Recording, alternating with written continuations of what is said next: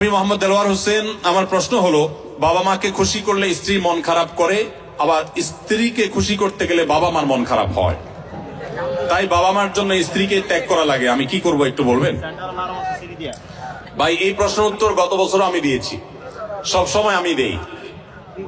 আপনাদেরকে যারা এখানে বিবাহিত আছেন, বিদেশে আছেন, আপনারা যে কি পরিমাণ প্যারায় আছেন, এটা দেশের অন্য কোনো মানুষ না বুঝলেও আমি খুব ভালো করে বুঝি।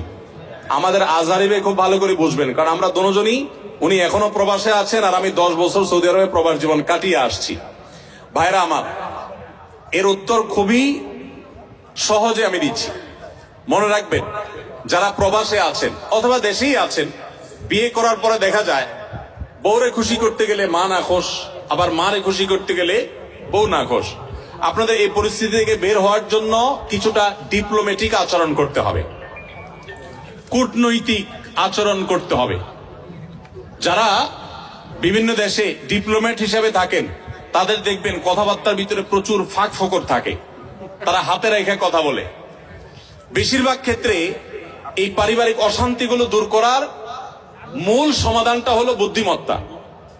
এর ভিতরে প্রথম যে কাজটা আপনাকে করতে হবে তা হলো, এই ডিপ্লোম্যাটিক আচরণেরও আগে যে কাজটি করতে হবে তা হলো, বেশি শেয়ানামি না করে, বেশি চালাকি না করে একটু বোকা শোকা থাকার চেষ্টা করবেন।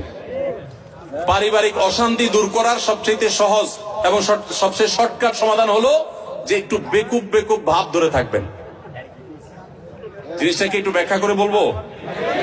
আচ্ছা, ধরেন আপনার স্ত্রী এসে আপনার মার নামে এক গাদা বদনামি করছে, তোমার মা এটা বলছে, তোমার মা ওইটা বলছে, উনি কি এটা বলতে পারে, এটা বুড়া মানুষ কিভাবে এই কথা বললো, তোমার ভাই এটা বলছে, তোমার বোনও এটা করছে, দুনিয়ার বিচার দিল বউয়ে।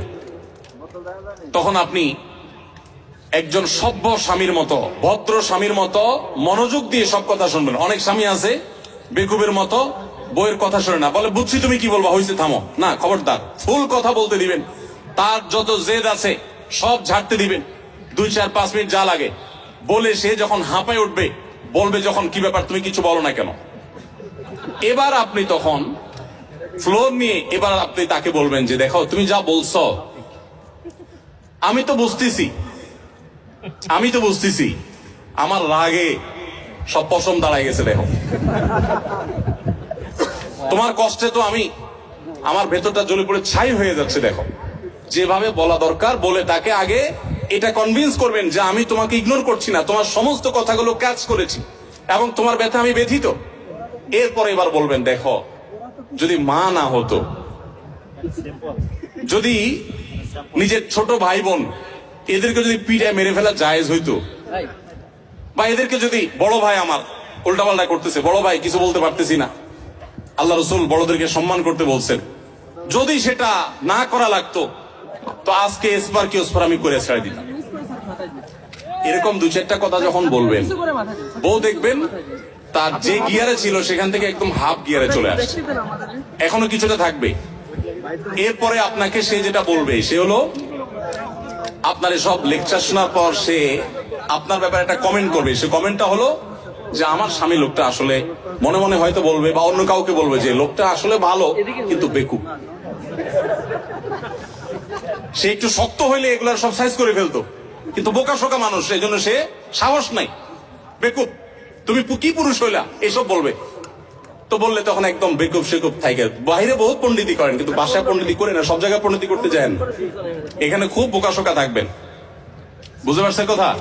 এবার আসেন মায়ের পার্ট। মা যদি আইসা বলে, এই শোনে দিকে তোর সাথে কথা আছে, বলবেন মা কি বলবা বলো। এবার মাকে যদি বলেন যে বাবা তোর বউ এই বলছে, এই করছে, সে কি এটা করতে পারে, কত বড় সাহস, তোর গলায় ধরে দিয়ে মরা উচিত। মা যদি এসব কথা বলে, মাকে একইভাবে বলবেন, মা আল্লাহ নবী সাল্লাল্লাহু আলাইহি সাল্লাম কোনোদিন স্ত্রীদের গায়ে হাত তোলেন নাই। ইসলামে যদি বউ পিটানোর নির্দেশ থাকতো তো আজকে ঠ্যাং উপরের দিক বাইন্দা আমি পিটে দেব। আমার হাতটা শুধু বাইন্দা রাখছে ইসলাম। আল্লাহ রসুল কোনোদিন স্ত্রীদের গায়ে হাত তোলেন নাই। না হলে মা এত বড় সাহস, এরকম কথা সে বলতে পারে। যা কি বলছে না বলছে সেটা পরে, আপনি বিচার বিশ্লেষণ না করতে গিয়ে উপস্থিত ওই জায়গাতে সামাল দেওয়ার চেষ্টা করবেন। কথা কি বুঝতে পারছেন? আপনার এই আচরণ শোনার পর আপনার মা কি বলবে জানেন? মাও ঠিক ওই বউয়ের মতোই বলবে, আমার ছেলেটা আসলেই মানুষ ভালো, সমস্যা হলো আমার পোলাটা না বোকা,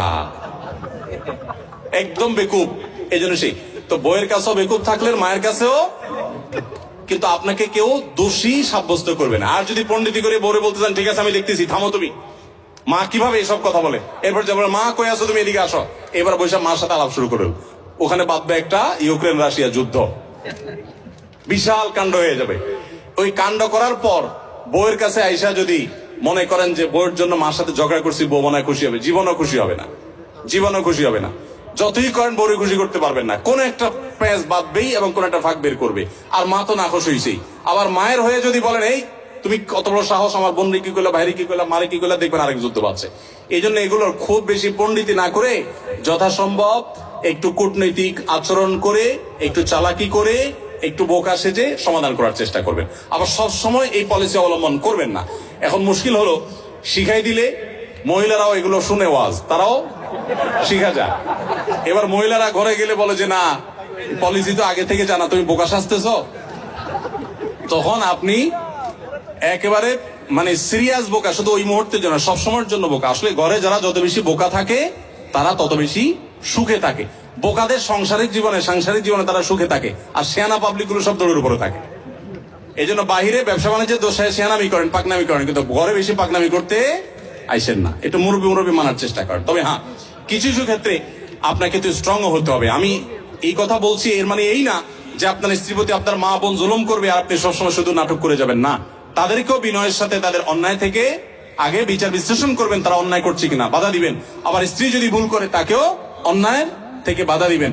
প্রয়োজনে আপনি ইসলামী শরিয়ার নীতিমালা আলোকে শাসনও করবেন, কিন্তু মূল পলিসি হবে ওই যে বেকুব ভান বা বেকুব আপনার নিজেকে হিসাবে উপস্থাপন করার চেষ্টা করবেন। এটা অনেক সহজ একটা উপায়।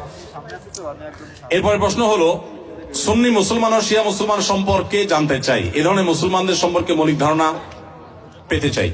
দেখুন, সুন্নি হলেন কোরআন এবং নবী করিম সাল্লাল্লাহু আলাইহি সাল্লামের সমস্ত হাদিসগুলো, বিশুদ্ধ সূত্রে বর্ণিত সমস্ত হাদিসগুলোকে যারা মানে, নবী সাল্লাল্লাহু আলাইহি সাল্লাম এবং তার সকল সাহাবী, তার পরিবারবর্গ সবাইকে যারা মানে, এদেরকে বলা হয় সুন্নি। গোটা পৃথিবীতে বেশিরভাগ মুসলমানই সুন্নি, আমরা সবাই সুন্নি আলহামদুলিল্লাহ। বেশিরভাগ বাংলাদেশি, বেশিরভাগ পাকিস্তানি, ভারতীয়, সাবকন্টিনেন্ট, আরব, পৃথিবীতে বেশিরভাগ মানুষই আলহামদুলিল্লাহ সুন্নি মুসলমান। এবং সুন্নি মুসলমানদের বৈশিষ্ট্য হলো তারা কোরআনকে এবং সুন্নাহকে অনুসরণ করে, সুন্নাহ অনুসরণ করার জন্য সুন্নি বলা হয়। আর শিয়া হলো সেই সমস্ত মানুষেরা যারা আল্লাহকে মানে, নবী সাল্লাল্লাহু আলাইহি সাল্লামের নবুয়তকেও মানে, যদিও তাদের একটা গ্রুপ নবী সাল্লাল্লাহু আলাইহি সাল্লামের নবুয়ত নিয়েও সন্দেহ করে।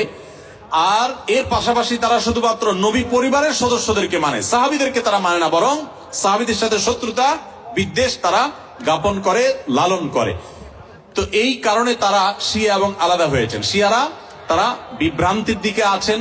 শিয়া পন্থাটা বিভ্রান্তির পন্থা, এটা হেদায়েত এবং সত্য থেকে বিচ্যুত। নবী করিম সাল্লাল্লাহু আলাইহি সাল্লাম বলেছেন, আমার পরে তোমরা আমার সুন্নত, আমার খলিফাদের সুন্নতকে আঁকড়ে ধরবা। নবীর সুন্নত এবং আদর্শ যদি কেউ আঁকড়ে না ধরে, সাহাবীদের যদি আদর্শকে কেউ যদি ইগনোর করে, সে কখনো ভালো মুসলমান হতে পারে না। এজন্য আমাদেরকে সতর্ক থাকতে হবে এবং ভালো মুসলমান হতে হলে অবশ্যই কোরআন এবং সুন্নাহ উভয়টাকে অনুসরণ করতে হবে। শিয়াদের মধ্যে কিছু কিছু গ্রুপ আছে যারা বিভ্রান্ত, পরিপূর্ণ ইসলাম থেকে তারা বাহির হয়নি।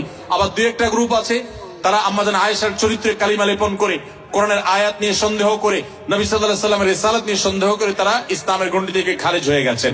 আল্লাহ তাআলা আমাদেরকে কোরআন এবং সুন্নাহ উভয়টার অনুসরণ করার তৌফিক দিয়েছেন। আমরা আলে বাইতকে, রাসূলুল্লাহ সাল্লাল্লাহু আলাইহি ওয়াসাল্লামের পরিবারকেও ভালোবাসি, আবার তার সাহাবীদেরকেও ভালোবাসি। আমরা এখানে কোনো বিভক্ত করি না, তারা বিভক্তি করেছে, এগুলো তাদের সাথে আমাদের পার্থক্যের জায়গা।